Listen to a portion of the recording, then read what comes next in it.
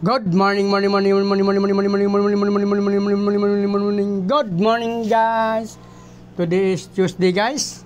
April 2. Dahil ako doon sa aking mga grow out, guys. Nag-harvest ako doon ng aking muli yan, guys. Oh. May nabinta na ako nito na dalawa kanina. May bumili. Kaya kinuha ko na sila. Yung muli white na yan, guys, ang lalaki niyan pag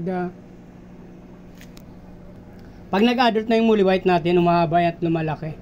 Yung isa muli, parang multicolor yung isa, may black tsaka Tsaka, yung ating RDSS, guys, nag-harvest tayo dito, guys, oh. Mayroon ako nakuha ang price sa RDSS. Yan, guys.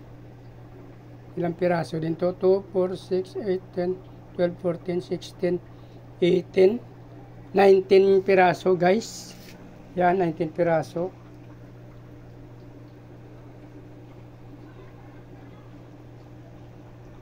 Against the light lang, guys, yan. 19 piraso, tapos napansin ko doon, guys, isang male, dalawang female lang. So, malaki naman yung tab nila, guys. So, nag-decide ako na yung nakalagay sa mineral water, dyan galing yun to, guys, oh.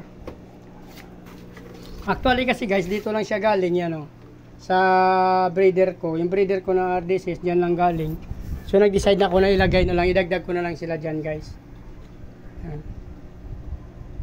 Dito ko ilagay. Titingnan ko, kuha natin ang babae. Saka ito, guys, may nakuha pa tayo sa ating hybrid, guys. Yan, oh. 2, 4, 6, 18, 12, 14, 16, 18, 20. Nasa 22 peraso, guys, yan. Dito yan, guys, sa tab natin sa pangalawa. Hybrid lang to, guys. Yan. Bibitawan na natin yung ating RDSS dito, guys. Ginawa ko na itong RDSS, guys. Kinuha na natin yung ibang male. Yan. Ito na pinalit natin. Yan. Para maging solid na yung strength dyan. Yan.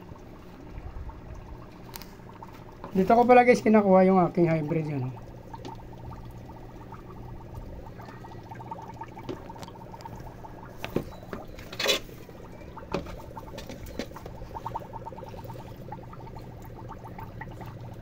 Yung may air pump na tayo nilagay dyan, guys, yan. Dito na natin nilagay yung bago nating nakuha na electromagnetic air pump. Dito, guys, so. Nilagay na natin dyan. So, kawawa kasi sila, guys. May grow out tayo dyan, napakarami ng fry. Tapos, meron tayong mga breeder dyan.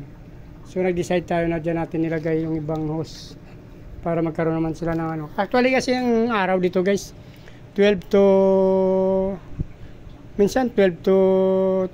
1:30 lang, 2 PM, ganun. Saglit lang kasi dumaan dito, guys, kasi may katabi na mataas, naarawan, pero hindi siya talagang naarawan ng todo. Para nainitan, pero hindi siya naarawan ng todo, guys, kasi may mataas na mga bakod na nakaharang dyan, guys. So, kunting araw lang na lumadaan dyan. So, yun na lang, guys. Kung natapos yung video na to at nagustuhan nyo, please like, follow, subscribe, guys. Tama yung notification bell para updated kayo sa mga video na ina-upload natin araw-araw, guys. Maraming salamat sa patuloy suporta panood ng video. Mabuhay kayo hanggang gusto nyo. Bye-bye!